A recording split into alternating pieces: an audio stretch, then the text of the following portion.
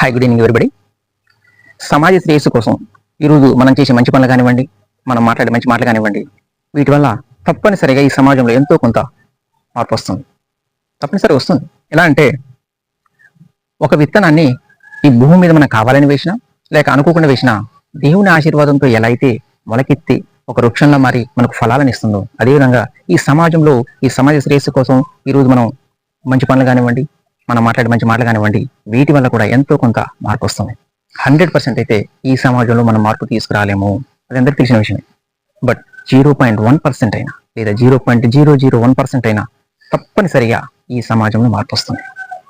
నా మిత్రులు చాలా మంది కూడా ఒకటి అన్నారు, ఎందుకు బ్రదర్ మీరు అంత ప్రయాసపడతారు, తప్పిస్తూ ఉంటారు, సమాజం ఎప్పుడో దృష్టి పెట్టిపోయింది, మీరు ఎంత ప్రయత్నం చేసినా ఈ సమాజం మార్పు రాదని. ఎస్, 100% వాళ్ళు చెప్పింది కరెక్టే, వాళ్ళ మాటకి నేను ఏకీభవిస్తాను. కానీ చిన్నప్పటి నుండి తల్లిదండ్రులు నేర్పిన సంస్కారం ఏదైతే ఉందో, నాకు విద్యాబుద్ధులు నేర్పినటువంటి ఉపాధ్యాయులు వాళ్ళు నేర్పినటువంటి సంస్కారం ఏదైతే ఉందో, వాటి వల్ల నేను మంచి మాటలు చెప్పకుండా ఉండలేకపోతున్నాను.